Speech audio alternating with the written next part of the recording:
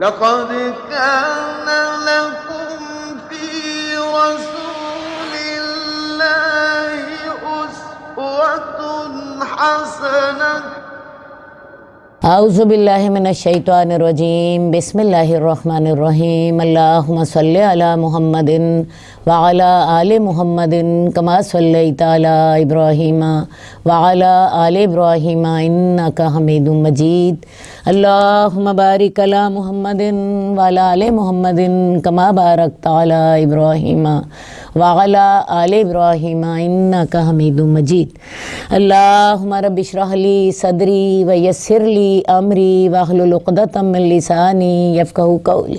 عزیز ناظرین السلام علیکم، ریاض الصالحین کی کلاس میں خوش آمدید۔ اللہ تعالیٰ آپ کا یہاں آنا، یہاں بیٹھنا، اس کو سننا، اس کو سمجھنا، اس پر عمل کرنا سب کچھ قبول فرمائے اور اس کو آپ کے لیے دنیا اور آخرت میں فائدہ مند بنائے۔ آج ہمارا جو باب ہے وہ ہے میرا نفس خبیث ہو گیا ہے، کہنے کی کراہت کا بیان۔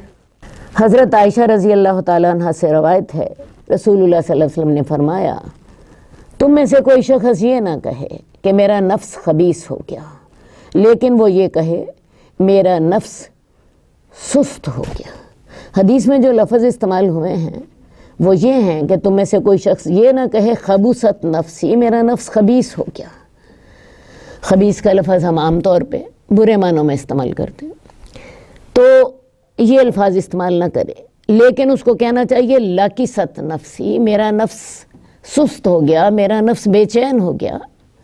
تو جیسا کہ میں نے آپ کو پہلے بتایا، اسلام ہمیں بات چیت میں بہت زیادہ شائستہ رہنے کی تلقین کرتا ہے، وہ ہمیں بات کرنے کا طریقہ سکھاتا ہے۔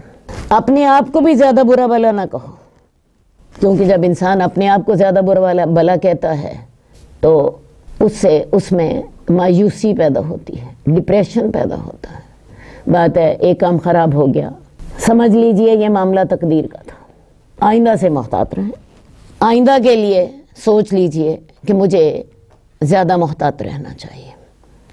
تو اپنے آپ کو بھی زیادہ برا بھلا نہ کہیں۔ اور دوسری بات یہ ہے برا لفظ استعمال نہ کریں، اس کی بجائے زیادہ بہتر اور زیادہ مناسب لفظ استعمال کیجیے۔ ہمارا اگلا باب ہے انگور کا نام کرم رکھنے کی کراہت کا بیان۔ حدیث نمبر 1742 حضرت ابو ہریرہ سے روایت ہے، رسول اللہ صلی اللہ علیہ وسلم نے فرمایا انگور کا نام کرم مت رکھو، اس لیے کرم تو مسلمان ہے۔ ایک اور روایت میں ہے بے شک کرم تو مومن کا دل ہے۔ بخاری اور مسلم کی ایک اور روایت میں ہے لوگ انگور کو کرم کہتے ہیں، حالانکہ کرم تو صرف مومن کا دل ہوتا ہے۔ اصل بات یہ ہے کہ عرب لوگ شراب کے عادی تھے، انگور سے شراب بناتے اور یہ شراب پی کر جوا کھیلتے اور جوئے میں جو کچھ جیتتے وہ سارے کا سارا غریبوں میں بانٹ دیتے۔ یہ ان کی سخاوت کا انداز تھا۔ شراب پیتے اور شراب پینے کے بعد جوا کھیلتے اور جوئے میں جو کچھ جیتتے اپنے گھر نہ لے کر جاتے، سارے کا سارا غریبوں میں بانٹ دیتے۔ اس وجہ سے ان کا خیال یہ تھا کہ اگر ہم یہ شراب نہ پئیں تو شاید ہم یہ اتنی سخاوت نہ کر سکیں، یہ غریبوں میں ہم یہ سب کچھ بانٹ نہ سکیں، کیونکہ ایک سمجھدار آدمی تو اگر کوئی مال حاصل کرتا ہے تو وہ اپنے گھر والوں کا بھی حصہ نکالتا ہے اور غریبوں کا بھی حصہ نکالتا ہے۔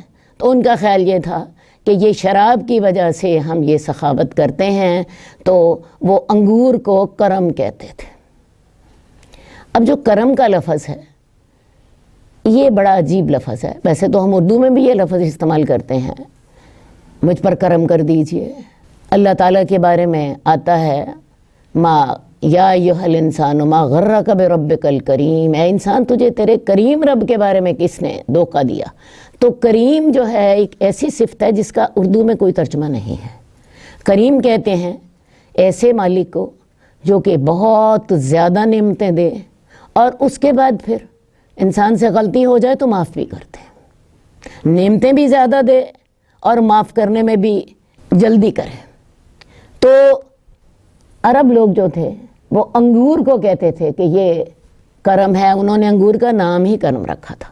تو اسی سے ہی رسول اللہ صلی اللہ علیہ وسلم نے کیا کہ انگور کا نام کرم مت رکھو، اس لیے کہ کرم تو مومن ہے، مومن کا دل ہے. انگور کے جو فائدے بہت زیادہ تھے، انگور کھانے میں بھی استعمال ہوتا تھا، اور سب سے بڑھ کر میں نے آپ کو بتایا کہ اس کی شراب بناتے تھے، اور شراب بنا کے اس شراب کے زیر اثر اتنی زیادہ سخاوت کر دیتے تھے جس کا معاشرے کو بڑا فائدہ ہوتا تھا. تو مومن بھی انگور ہی کی طرح سارے کا سارا خیر ہی ہوتا ہے، اس سے دوسروں کو فائدہ پہنچتا ہے، اس کے دل میں ایمان ہے، اس کے دل میں دوسرے مسلمانوں کے لیے ہمدردی ہے، اس کے دل میں دوسرے لوگوں کے لیے خیر خواہی ہے. تو اصل کرم یا اصل خوبیوں کا مالک کون ہے؟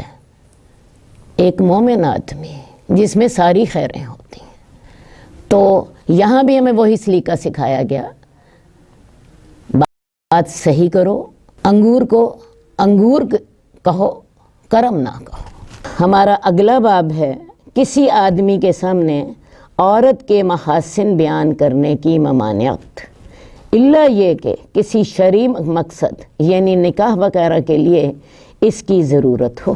حدیث نمبر 1744 عن ابن مسعود، حضرت عبداللہ بن مسعود سے روایت ہے، رسول اللہ صلی اللہ علیہ وسلم نے فرمایا، کوئی عورت دوسری عورت کے ساتھ اپنا جسم نہ ملائے اور اس کی خوبیاں اپنے خامن کے سامنے نہ بیان کرے، گویا کہ وہ اسے دیکھ رہا ہے.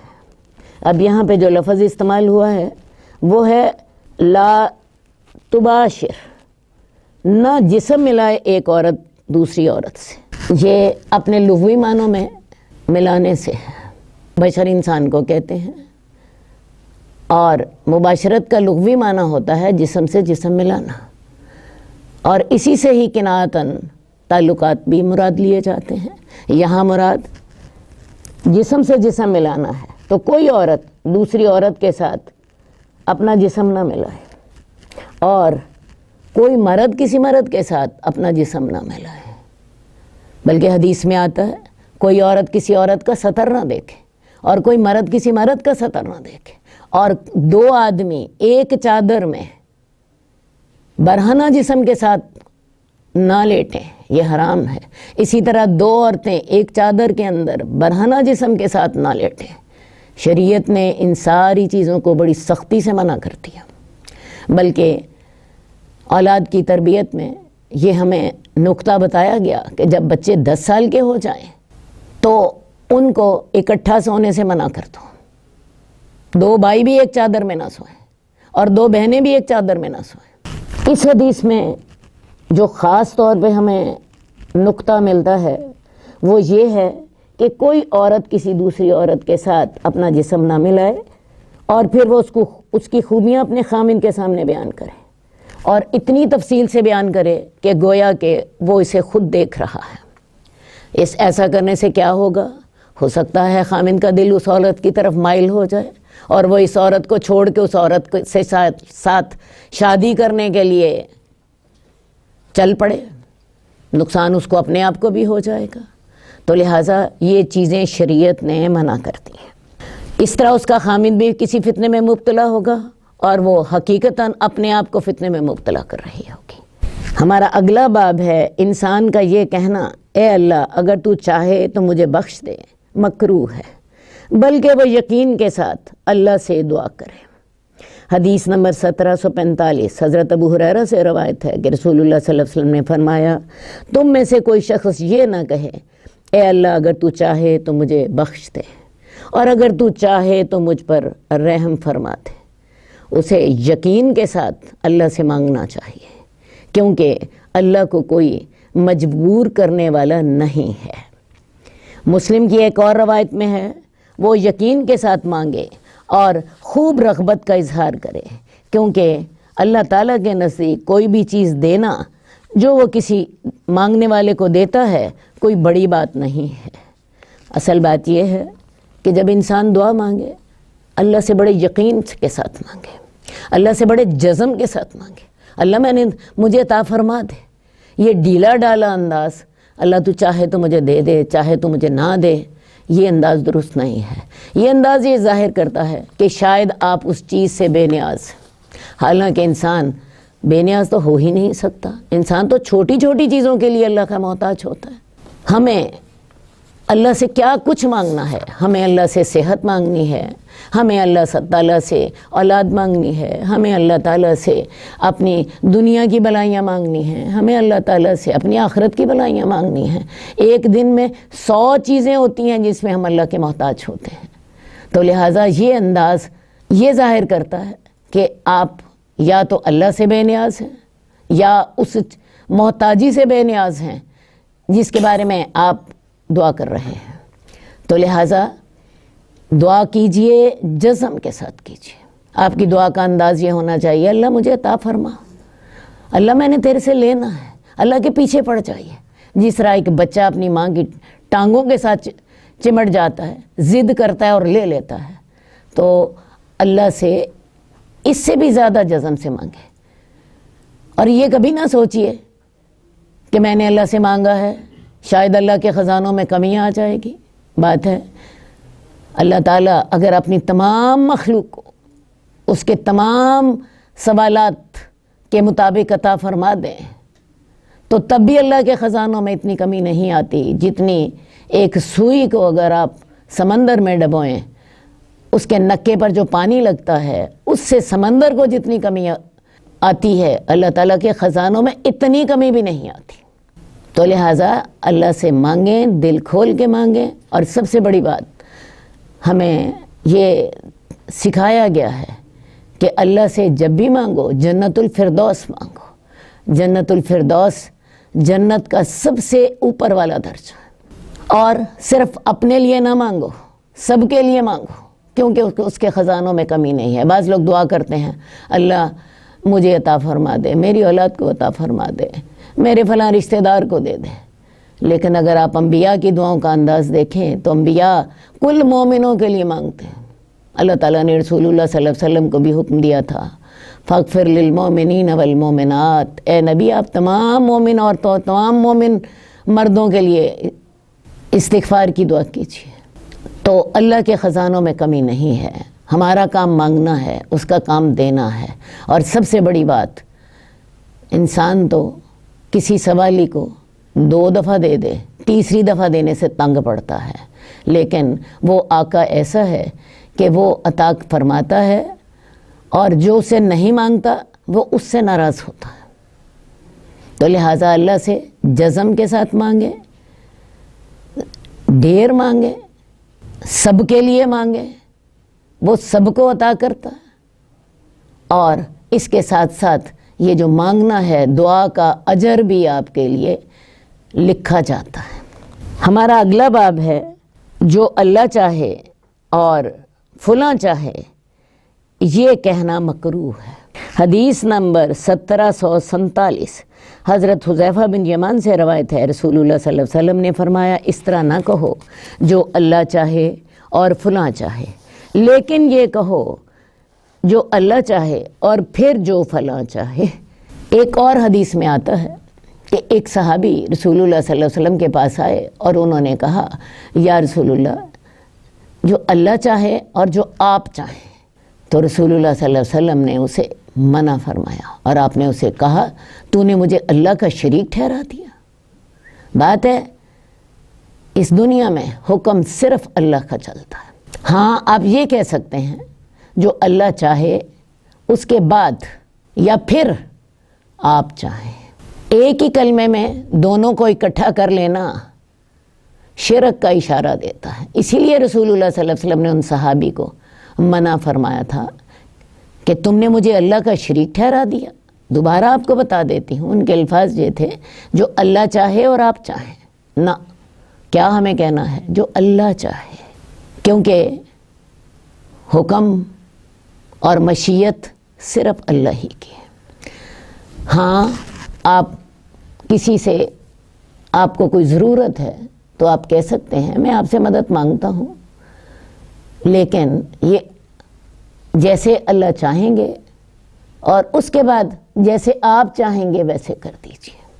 اسی طرح کئی الفاظ ہم بولتے ہیں جن میں بعض اوقات ہمارا مقصد تو اللہ کے ساتھ کسی کو شریک کرنا نہیں ہوتا، لیکن وہ الفاظ غیر محتاط ہوتے ہیں۔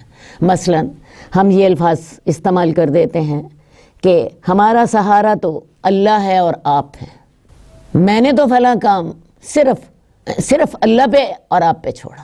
بات ہے یہ الفاظ درست نہیں ہیں، ان میں آپ یہ تبدیلی کر دیجئے، ہمارا سہارا تو اللہ ہے اور اس کے بعد مجھے آپ کا سہارا ہے۔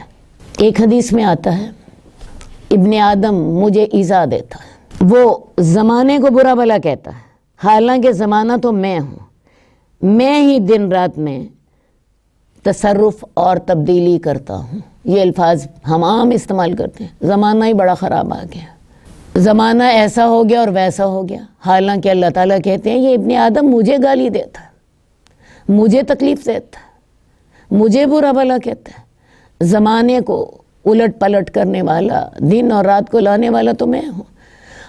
انسانوں کا بعض اوقات مفہوم یہ نہیں ہوتا، لیکن الفاظ غیر محتاط ہوتے ہیں، لیکن اللہ تعالیٰ نے اس سے کتنی سختی سے منع کیا اس حدیث قدسی میں کہ ابن آدم مجھے ایذا دیتا ہے، وہ کہتا ہے، وہ زمانے کو برا بھلا کہتا ہے اور زمانہ تو میں ہوں۔ تو لہٰذا اپنے الفاظ کا چناؤ بڑی احتیاط کے ساتھ کیجیے، بعض اوقات ان الفاظ کے ساتھ ہی معاملہ شرک تک پہنچ جاتا ہے۔ اسی طرح ایک اور کلمہ جس کے بولنے میں ہمیں احتیاط برتنی چاہیے وہ لا کا کلمہ ہے۔ ہم عام طور پہ یہ لفظ استعمال کرتے ہیں، کوئی نقصان ہو گیا یا کوئی فوت ہو گیا، ہم کہتے ہیں اگر ہم اسے انگلینڈ لے جاتے، فلاں ڈاکٹر اس مرض کا اسپیشلسٹ ہے، یہ آدمی بچ جاتا۔ تو یہ جو لا کا کلمہ ہے یہ کفر کا کلمہ ہے۔ بات ہے جو ہو گیا وہ ایسے ہی ہونا تھا، وہ اللہ کی تقدیر تھی جو ظاہر ہو گئی، آئندہ کے لیے آپ محتاط ہو جائیں۔ ہمارا اگلا باب ہے عشاء کے بعد بات چیت کرنے کی کراہت کا بیان۔ حدیث نمبر 1750۔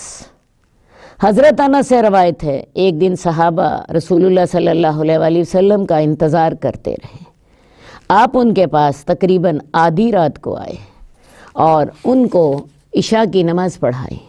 حضرت انس جو اس حدیث کے راوی ہیں وہ کہتے ہیں پھر ہمیں خطبہ دیا جس میں فرمایا سنو، بے شک بعض لوگ نماز پڑھ کر سو گئے اور تم جتنی دیر تک انتظار کرتے رہے برابر نماز میں ہی رہے۔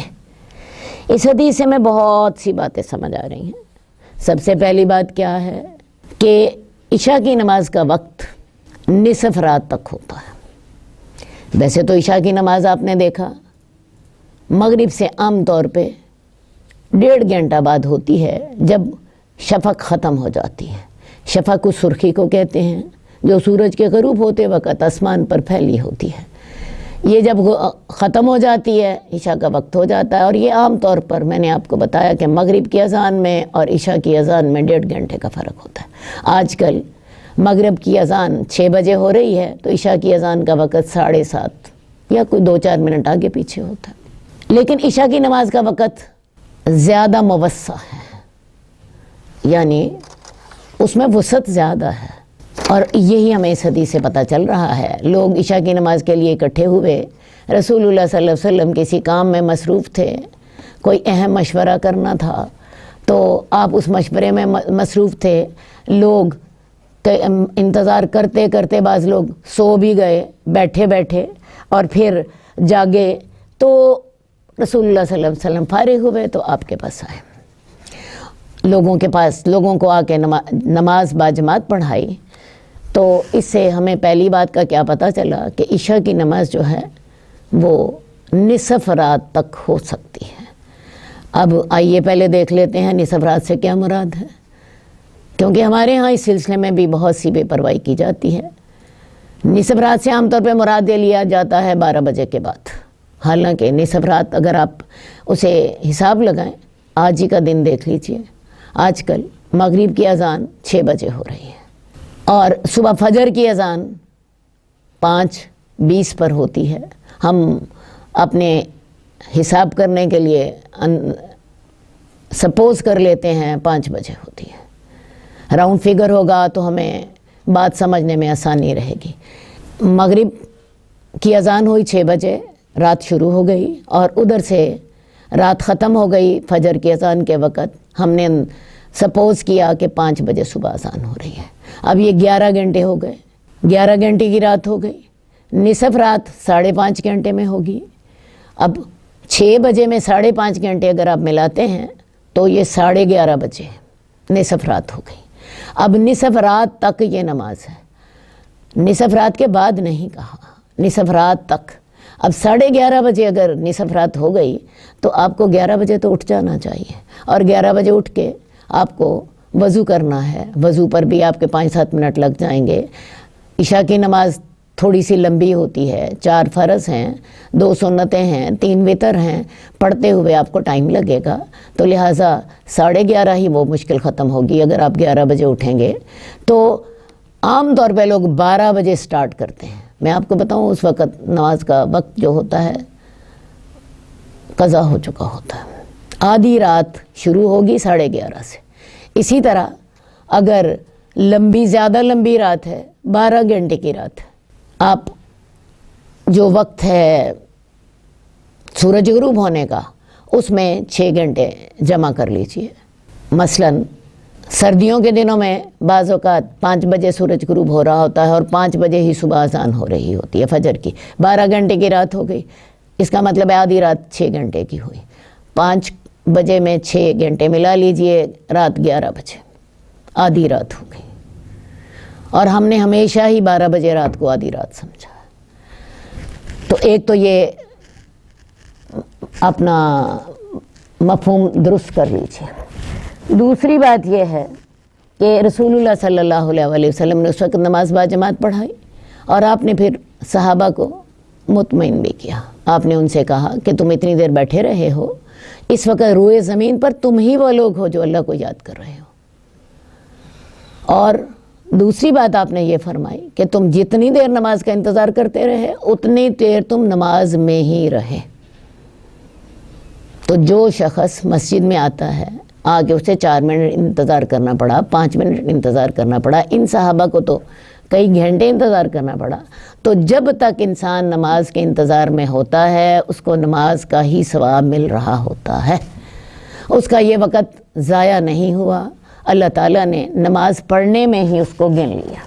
اس کے علاوہ میں ایک بات آپ کو اور بھی بتانا چاہوں گی کہ رسول اللہ صلی اللہ علیہ وسلم کا عام انداز کیا تھا، آپ کا معمول کیا تھا۔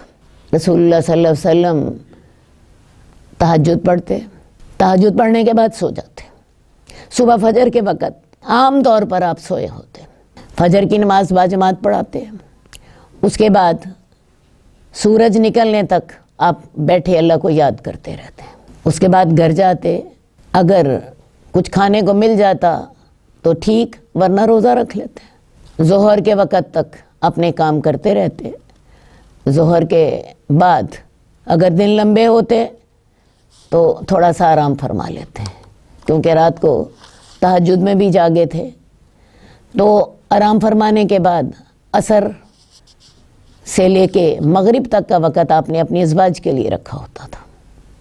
سب ازواج کے گھر میں علیحدہ علیحدہ جاتے، یا پھر بعض اوقات ایسا بھی ہوتا کہ تمام ازواج ایک ہی گھر میں اکٹھی ہو جاتی، علیحدہ علیحدہ بھی بعض اوقات آپ چلے جاتے۔ مغرب کے بعد کا وقت آپ نے اپنے لیے رکھا ہوتا تھا، مغرب کے بعد اس بیوی کے گھر میں چلے جاتے جہاں پہ آپ نے رات گزارنی ہوتی، مغرب سے لے کے عشاء تک کا وقت آپ کا اپنے لیے تھا۔ بعض اوقات اس کو بھی آپ امت کے کاموں میں استعمال فرما دیتے ہیں۔ عشاء کے بعد آپ سو جاتے ہیں۔ عام طور پر آپ کو عشاء کے بعد باتیں کرنا ناپسند تھا۔ عشاء کی نماز سے پہلے آپ سوتے نہیں تھے، عشاء کی نماز پڑھنے کے بعد آپ سو جاتے۔ عام طور پر آپ کو عشاء کے بعد باتیں کرنا پسند نہیں تھا۔ ہاں بعض اوقات ایسا ہوتا کہ کوئی اہم کام پیش آ جاتا، کوئی فوری ضرورت پیش آ جاتی، کوئی اہم وفد آ جاتا، کوئی معاملہ پیش آ گیا ہے، تو رسول اللہ صلی اللہ علیہ وسلم عشاء کے بعد دیر سے سوتے، جیسے اس حدیث میں۔ تو ہمارا جو موضوع تھا وہ یہ تھا کہ عشاء کے بعد بات چیت کرنا مکروہ ہے، کیونکہ آپ کا عام معمول یہی تھا۔ ہم بعض اوقات رسول اللہ صلی اللہ علیہ وسلم کی جب زندگی کا جائزہ لیتے ہیں تو ہمیں حیرت ہوتی ہے کہ رسول اللہ صلی اللہ علیہ وسلم اتنی مصروف زندگی میں سے رات کس طرح اتنی لمبی تہجد پڑھ لیتے تھے۔ تو اس میں نکتہ یہی ہے کہ وہ عشاء کے فوراً بعد سو جاتے تھے۔ مثال کے طور پہ آج کل کے اوقات میں اگر ہم دیکھیں 7:30 بجے اگر آج اذان ہوئی ہے عشاء کی، 8 بجے تک نماز سے فارغ ہو گئے، 8 بجے سو گئے، صبح 5:20 پر فجر کی اذان ہو رہی ہے، آپ دیکھیں رات کتنی ہو گئی، 8 سے لے کے 12 بجے تک 4 گھنٹے اور پھر 5 گھنٹے، 9 گھنٹے پھر بھی ہو گئے۔ اس میں سے آرام سے 2 گھنٹے تہجد کے لیے نکالے جا سکتے ہیں۔ ہم لوگوں کا اصل میں لائف سٹائل ہی چینج ہو گیا۔ ہم لوگ رات 12 بجے تک تو ٹی وی کے پروگرام دیکھتے ہیں، رات 10 بجے ہم کھانا کھاتے ہیں، رات 1 بجے کہیں سونے کی باری آتی ہے، تو تہجد کا یا فجر کی نماز کا وقت کہاں سے نکلے؟ اسی لیے میں نے آپ کو رسول اللہ صلی اللہ علیہ وسلم کی زندگی کا سارا ٹائم ٹیبل بتایا کہ آپ رات کو تہجد کے لیے بھی وقت نکال لیتے، فجر کے بعد سورج نکلنے تک بھی اللہ کو یاد کر لیتے، اپنی ازواج کے لیے بھی وقت نکلتا، اور یہ آپ کے معمولات تھے۔ ہمارا اگلا باب ہے عورت کو عذر شرعی نہ ہو تو خامن کے بلانے پر اس کے لیے خامن کے بستر پر جانے سے انکار کرنا حرام ہے۔ حدیث نمبر 1751 حضرت ابو ہریرہ سے روایت ہے، رسول اللہ صلی اللہ علیہ وسلم نے فرمایا، جب آدمی اپنی بیوی کو اپنے بستر کی طرف بلائے اور وہ انکار کر دے اور خامند اس سے ناراضگی کی حالت میں رات گزارے تو فرشتے صبح تک اس پر لعنت کرتے رہتے ہیں۔ ایک اور حدیث میں آتا ہے اس کی نماز بھی تب تک قبول نہیں ہوتی۔ اب بستر پر بلانے سے کیا مراد ہے؟ تعلقات کے لیے بلانا۔ عورت کے لیے ضروری ہے کہ خامند جب بھی اسے بلائے تو انکار نہ کرے، رات ہو یا دن، وہ کسی ضروری کام میں مصروف ہو تب بھی، فارغ ہو تب بھی۔ ایک حدیث میں آتا ہے چاہے وہ تنور پر ہو چاہے وہ پالان پر ہو، پالان سے مراد کیا ہے؟ سواری کے اوپر بیٹھی ہو، خامند بلاتا ہے اس کو آ جانا چاہیے، اس کو اس کی بات مان لینی چاہیے۔ ہاں عذر شرعی ہو تو اور بات ہے، مثال کے طور پہ رمضان کا روزہ رکھا ہوا ہے یا وہ پاک نہیں ہے یا وہ بیمار ہے، اس قابل نہیں ہے، ان حالات میں وہ واقعی معذور ہوگی، لیکن اس کے علاوہ اگر وہ انکار کرتی ہے تو وہ فرشتوں کی لعنت کی مستحق قرار پائے گی۔ ویسے بھی آپ ایک بات دیکھیے کہ یہ عورت کی سب سے پہلی ذمہ داری ہے۔ اس کی وجہ یہ ہے گھر کی صفائی کے لیے آپ میڈ رکھ سکتے ہیں، کھانا پکا پکایا بازار سے آ سکتا ہے، کپڑے بازار سے سلے سلائے مل جاتے ہیں، کوئی بھی اور اسی طرح کا گھر کا معاملہ ہو اس کے لیے آپ کو سروسز بھی مل سکتی ہیں اور وہ چیز تیار شدہ بھی مل سکتی ہیں، ٹھیک ہے؟ یہ وہ کام ہے جو عورت کو خود ہی کرنا ہے۔ اور ذرا عورتیں ایک بات سوچیں، اگر خامن جو ہے بیوی کے بجائے کسی اور سے یہ تعلقات قائم کرے تو کیا عورت کو اچھا لگے گا؟ عورت کو آگ لگ جاتی ہے۔ اگر خامن کسی اور عورت کی طرف متوجہ ہو یا اس کے بارے میں اسے پتہ چل جائے کہ فلاں کے ساتھ میرے خامن کے تعلقات ہیں، تو عورت برداشت نہیں کر پاتی۔ تو اس لیے عورت کو یہ بات سمجھنی ہے کہ یہ اس کی سب سے پہلی ذمہ داری ہے۔ عورت تو جائز نکاح میں سوکن کو برداشت نہیں کرتی، کو جا یہ کہ کوئی ناجائز تعلقات کسی عورت سے قائم کرے، تو پھر جب عورت خود انکار کرے گی تو یہ اس کے لیے مسائل پیدا ہوں گے۔ پہلی بات تو یہ ہے۔ دوسری بات یہ ہے کہ آج کے دور میں جب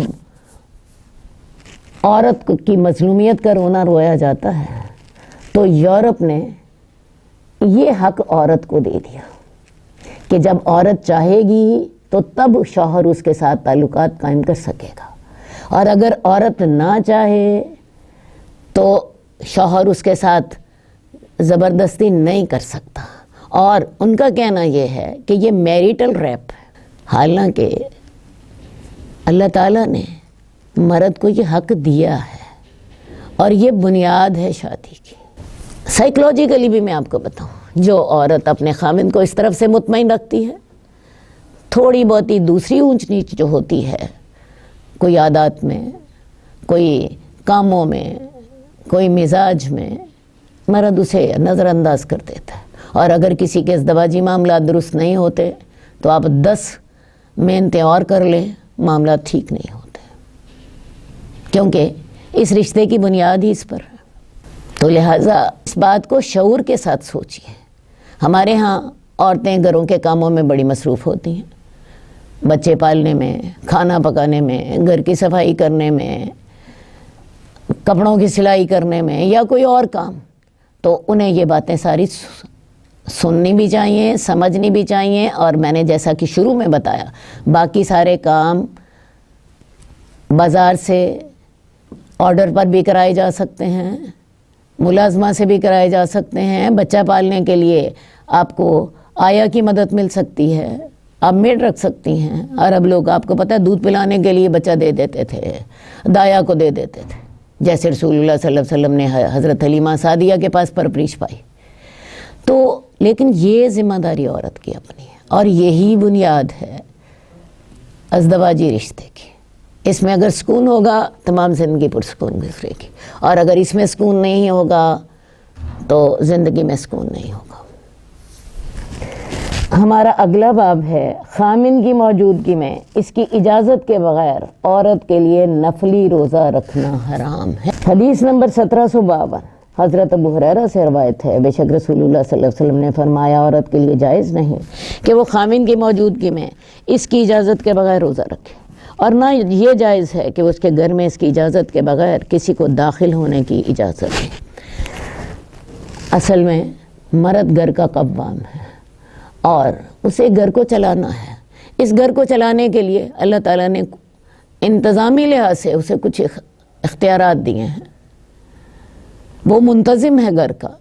انہی اختیارات میں سے ایک یہ بھی ہے کہ عورت اس کی موجودگی میں اس کی اجازت کے بغیر نفلی روزہ نہ رکھے۔ یہاں مراد فرضی روزہ نہیں ہے، فرض میں وہ اللہ کے احکامات کی پابند ہے، اس کی موجودگی میں نفلی نماز نہ پڑھے اگر وہ اجازت نہیں دے رہا، نفلی روزہ نہ رکھے۔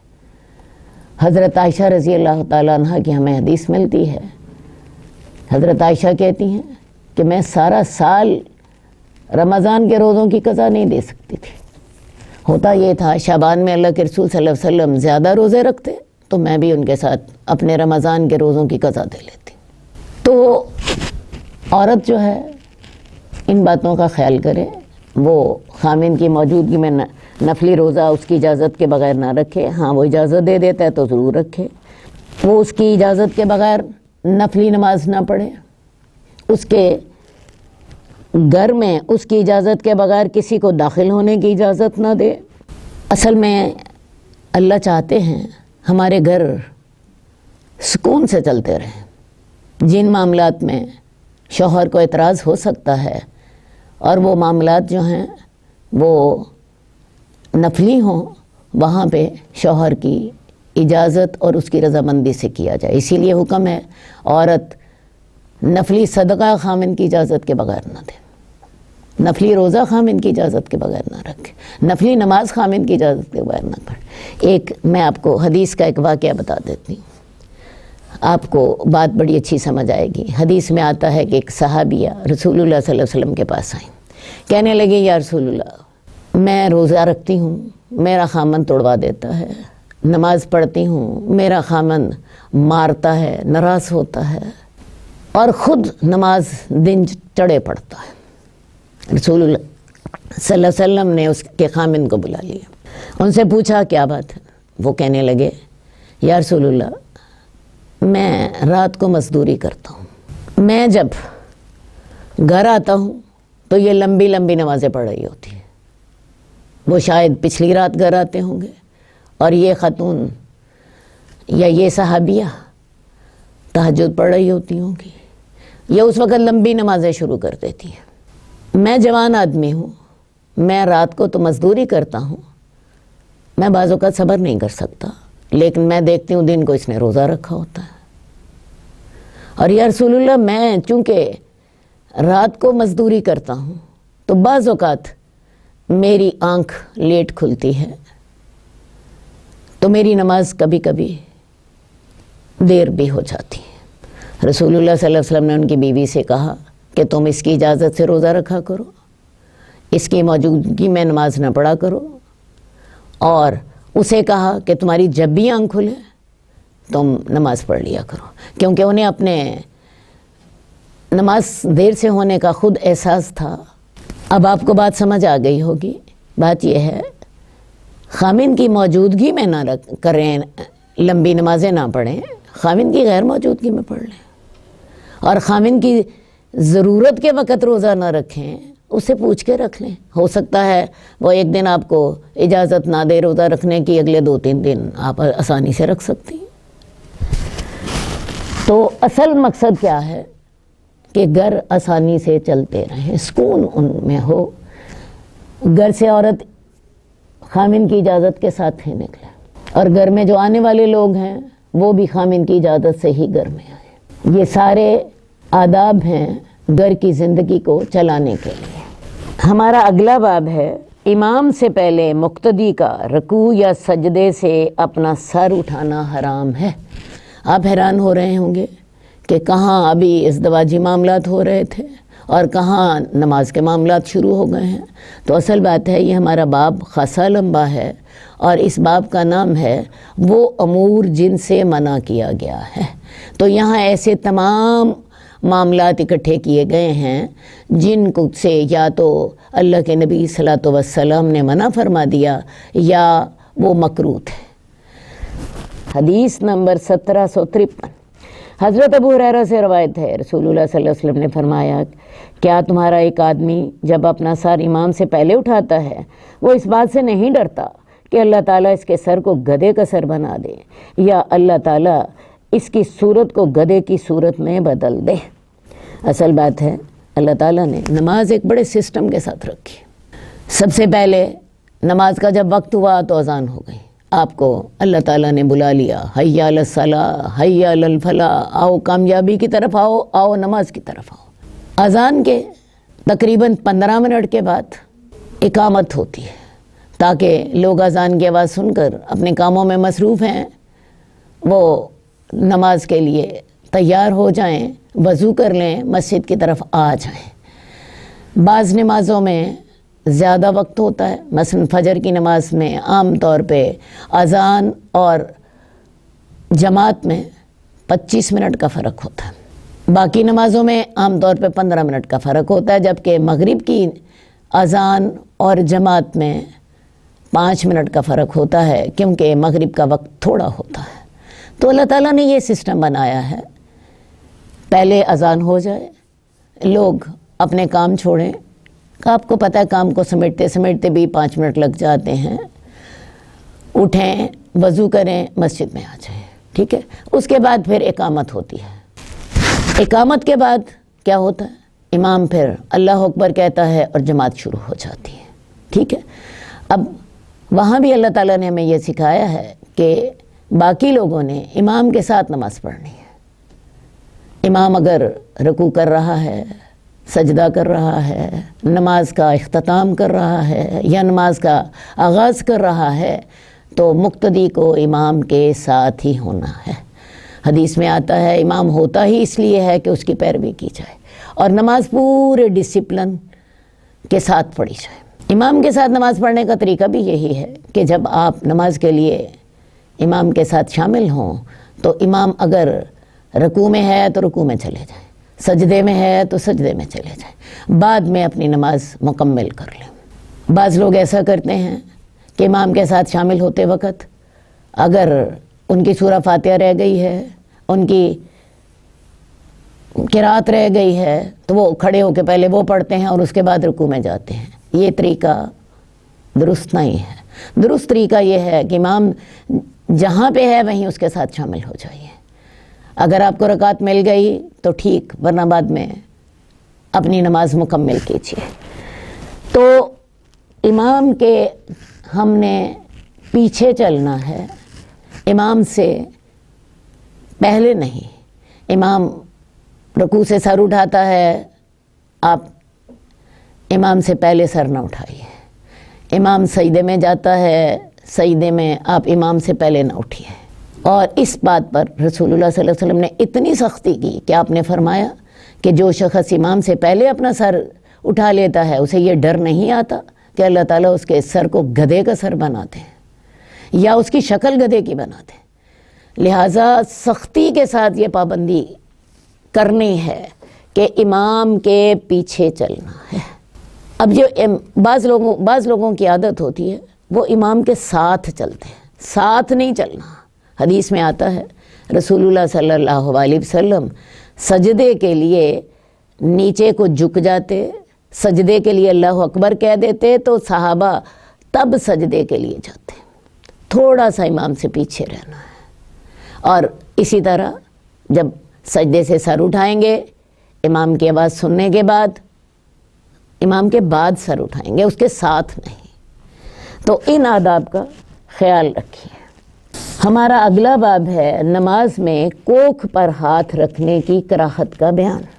حدیث نمبر 1754 حضرت ابو ہریرہ سے روایت ہے، رسول اللہ صلی اللہ علیہ وسلم نے نماز میں کوکھ پر ہاتھ رکھنے سے منع فرما دیا۔ سب سے پہلے دیکھیں جی کوکھ کیا ہوتی ہے۔ کوکھ یہ چیز ہے، آپ کے یہ دونوں سائڈیں ہیں جہاں پہ پسلیاں ہوتی ہیں، ان کو کوکھ کہتے ہیں، ٹھیک ہے۔ تو اللہ تعالیٰ نے نماز میں کوکھ پر ہاتھ رکھنے سے منع فرمایا، کیوں؟ اصل بات ہے نماز تو عاجزی کا نام ہے۔ ہم اللہ اکبر کرتے ہیں اور اللہ اکبر کہہ کے اللہ کے حضور میں حاضر ہو جاتے ہیں، اپنے ہاتھ سینے پہ باندھ لیتے ہیں ایک غلام کی طرح، اور یہی عاجزی رکوع میں اور بڑھ جاتی ہے، اللہ کے سامنے اپنی کمر چکا دیتے ہیں، اور پھر یہ عاجزی سجدے میں انتہا تک پہنچ جاتی ہے، اپنا ناک اللہ کے سامنے زمین پہ لگا دیتے ہیں۔